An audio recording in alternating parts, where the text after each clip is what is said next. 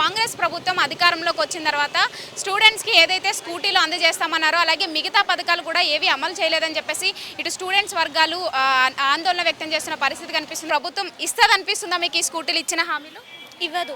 ఇప్పటికి 2 years అయింది, ఏది ఇవ్వలేదు. ఇప్పుడు మళ్ళీ ఎలా ఇస్తుందని మేము హోప్ పెట్టుకోవాలి. ఒకవేళ ఆయన కోట్లు కావాలి, ఆయన తిరగాలి అని అనుకుంటే కనుక ఫస్ట్ ఆయన ఏవైతే మా స్టూడెంట్స్కి ఇచ్చారో అవి చేయమని నేను అడుగుతా. ఆయన ఏది చేయలేదు ఇప్పుడు వరకు. ఆయన వచ్చాడనేదే కానీ జస్ట్ ఆ సీట్లో కూర్చోడానికే వచ్చాడు అంతే, ఇంకేం చేశాడని చెప్పి. ఇప్పుడు ఎక్కడ ఏం డెవలప్ అయిందని చెప్పి ఏది డెవలప్ కాలేదు ఆయన వల్ల. సో ఆయన మాకు ఏవైతే న్యూస్ చెప్పాడో అప్పుడు పథకాలు ఇస్తామని చెప్పారో అవి ఇవ్వమని చెప్పండి. అవి ఇచ్చిన తర్వాత మళ్ళీ ఓట్లు అడుక్కోమని చెప్పండి. ఎవరిని వెళ్ళి అడుగుతారో వెళ్ళి అడగమని చెప్పండి. చూసేసాం ఆయన ఏంటో.